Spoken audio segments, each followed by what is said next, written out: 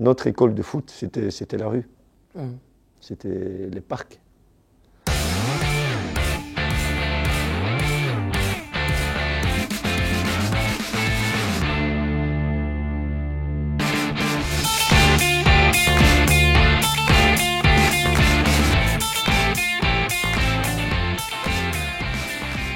Franck, bienvenue dans Janus. Ce chapitre s'appelle Franck le Sage parce que je pense qu'on a beaucoup de choses à apprendre de vous et je suis assez sérieux. Parce que moi, voilà, ça fait longtemps que je vous suis et je vous apprécie beaucoup aussi en tant que footballeur, pas encore qu'en tant qu'être humain parce que c'est la première fois que j'ai l'occasion de vous rencontrer. Et donc, je voulais vous demander qu'est-ce que votre carrière vous a appris sur vous-même?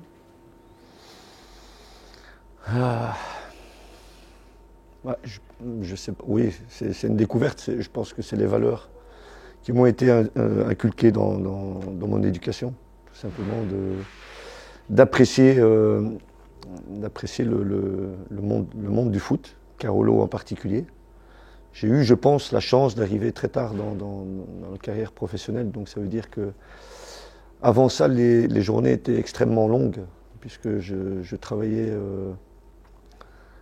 je travaillais, et puis j'étais aussi joueur de foot amateur en D3, où il y avait une demande exigeante aussi, avec 4 entraînements semaine et un match. Et donc le fait d'arriver si tard, à 25 ans, et de pouvoir profiter d'un entraînement le matin, qu'il fasse beau ou mauvais, enfin c'est du pur bonheur. C'est là où on ressent ce que représente le football professionnel. C'est que vous n'êtes concentré que sur une seule chose, c'est votre métier et vous avez le temps pour le préparer et aussi vous reposer. Vous considérez avoir saisi toutes les opportunités qui vous ont été présentées pour faire la meilleure carrière possible? Ah, c'est toujours compliqué de répondre à cette question. Moi, j'en suis très content et très satisfait. Alors, il y a beaucoup de joueurs qui ont souvent beaucoup de frustration dans leur vie ou dans leur carrière professionnelle. Moi, c'est pas le cas. C'est pas le cas ouais, je pense que dans les valeurs et surtout la tâche qui a pu se créer avec le club de Charleroi, il a été transmis aussi à mes enfants et ça, c'est pas rien. C'est-à-dire, c'est des vrais supporters, elles mettent le maillot pour regarder le match à la maison. Et quand elles peuvent venir, elles viennent. Et ça, c'est très important pour moi. Vous en parliez, ça fait des années et vous avez certainement des attaches très importantes avec le Sporting Charleroi. Quand vous regardez justement les gens passés, les joueurs passés, les époques passées, et vous êtes toujours là. C'est comme par exemple un arbre qui, durant 4 saisons, est toujours là et voit les 4 saisons passer. Vous avez un sentiment, une espèce de sentiment de recul comme ça, en exprimant, je dirais, une forme de fidélité par rapport à Charleroi.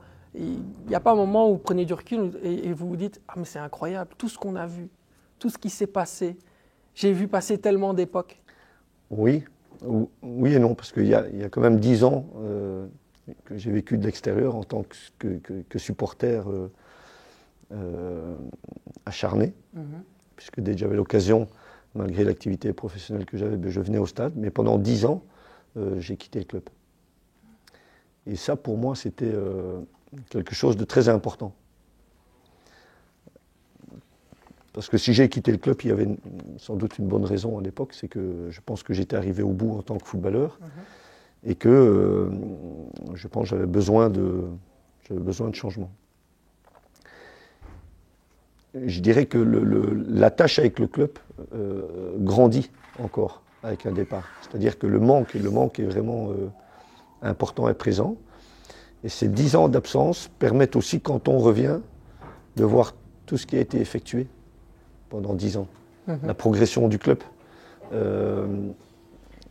Et de découvrir aussi une nouvelle génération qui a connu d'autres choses, qui ont amené du renouveau dans ce club. Et ça, c'est pour moi important de pouvoir aussi rappeler aux joueurs qui sont là à l'heure actuelle, qui vivent une période intéressante avec le progrès du club. Vous avez jamais dit l'herbe elle est plus verte ailleurs à un moment donné?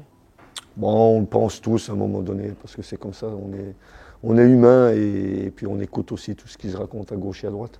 Mais la réalité, c'est qu'est-ce qu'on est bien ici à Charleroi. Vous parliez des nouveaux, des personnes qui arrivent, et vous qui êtes donc toujours là. Qu'est-ce qui vous marque chez la nouvelle génération? Ce qu'on appelle l'âge nouvelle génération, donc la génération qu'aujourd'hui vous avez la chance d'entraîner. Oui. Disons que ça varie et on peut avoir aussi l'état d'esprit un peu différent. C'est-à-dire qu'à l'époque, quand j'ai quitté le club, il faut savoir que j'avais déjà un contrat à durée indéterminée pour intégrer le staff technique. Et j'ai refusé cette opportunité parce que pour moi, le choc des générations était important. Et je ne m'imaginais pas devoir manager ou entraîner des joueurs qui avaient des casques et des choses comme ça. Et j'ai eu la chance de rencontrer des personnes très importantes dans ma vie qui m'ont dit, bon, tu as des enfants et tes enfants vont faire partie de cette génération. Qu'est-ce que tu vas faire? Tu vas tout de même les éduquer ou tu vas... Et donc là, j'ai eu un déclic et de me dire, ok, la vie est comme ça, elle évolue, les générations changent et donc tu dois toi, t'adapter à la nouvelle génération. Donc ça, c'est la première chose, je pense qu'il faut s'adapter et il faut vivre avec son temps. Pas rester une vieille croûte, même s'il y a des petits restes. Non, vous n'êtes pas une vieille croûte. Et par rapport à la génération actuelle, ce qui me frappe, en tout cas par rapport aux footballeurs, c'est qu'ils sont bien plus professionnels que nous à l'époque. C'est des garçons qui font attention à tout. Tout est mis en œuvre pour qu'ils le suivent, mais ce sont des professionnels qui se soignent, qui regardent l'alimentation. Ouais, c'est un grand changement. Et puis, il faut dire que le métier a changé. Oui. C'est pas pareil, l'exigence est beaucoup plus importante maintenant. Mais c'est là où je voulais en venir. Est-ce qu'aujourd'hui, en 2022, le Franck Defailly du début des années 2000, il aurait réussi en tant que footballeur? C'est une question de génération. Peut-être que si on avait eu autant de moyens à notre disposition, ben, j'ai envie de dire peut-être. Les pieds, je pense qu'ils pouvaient. Le physique, je ne suis pas sûr. C'est difficilement comparable et je préférerais dire non que oui. Pas par manque d'ambition, mais par humilité, tout simplement. Votre génération, qu'est-ce qu'elle avait d'important, de précieux, que vous aviez justement à cœur de transmettre à cette nouvelle génération-là? Il y a des valeurs, des choses qui étaient à l'époque assez importantes pour vous et qui peut-être aujourd'hui ne le sont pas, ou en tout cas ne sont pas des espèces d'acquis. Est-ce que ça, vous avez à cœur de le transmettre et qu'est-ce que c'est? Ouais. C'est pas une question facile. Hein. Non, c'est pas facile. Non, c'est pas facile. Mais parce que les clubs aussi ont évolué d'une manière différente. C'est-à-dire qu'à l'époque, pour quitter un club, pour un transfert, pour un transfert sportif, financier, peu importe, il fallait être très bon.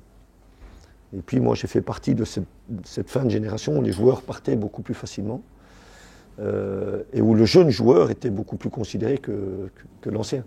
Alors, au début, je veux dire, dans tous les clubs de D1, quand on faisait revenir des garçons, je prends l'exemple de Philippe Albert ou Enzo Schifo, que j'ai connu et avec qui j'ai eu la chance d'évoluer et de jouer, c'était une vraie plus-value pour les clubs.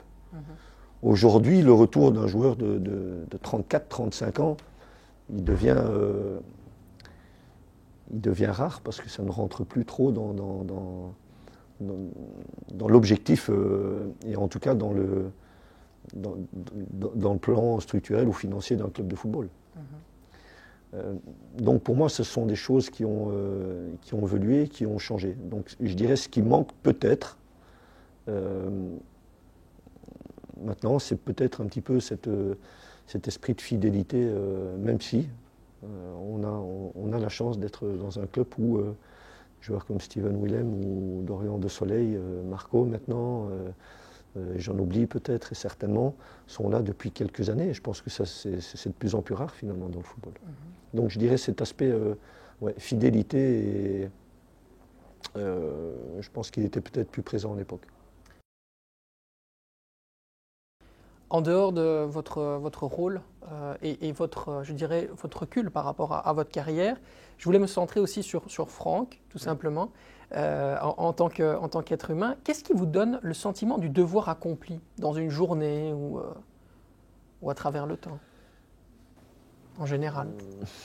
Ouais, le merci pour moi, il est important. Si tu prends sur une journée 2 minutes, ou 1 minute, ou 2 phrases, un mot, une parole pour essayer d'apporter quelque chose à un joueur, puisqu'on est tout de même là pour ça. Un merci, ou en tout cas le sentiment d'avoir transmis quelque chose à un joueur, pour moi c'est vraiment quelque chose de très important et qui nous rend finalement heureux. On n'a pas besoin d'une interview de 2 pages, une photo, peu importe, c'est pas important, ça c'est pour les joueurs. Mais je pense que quand on a le sentiment d'avoir transmis quelque chose, ça c'est important. Et on peut quitter le stade, je dirais, avec l'esprit en tout cas libéré et accompli. Il y a une valeur cardinale qui régit votre vie, un principe qui vraiment ne doit pas bouger? L'honnêteté. Dans ces tout. aspects, dans la relation aux autres, vous par rapport aux autres aussi. Quelle est votre approche pour justement aller, parce qu'on sait que parfois dans les différences de génération, il peut y avoir différentes manières de penser, et donc forcément parfois ça peut être conflictuel.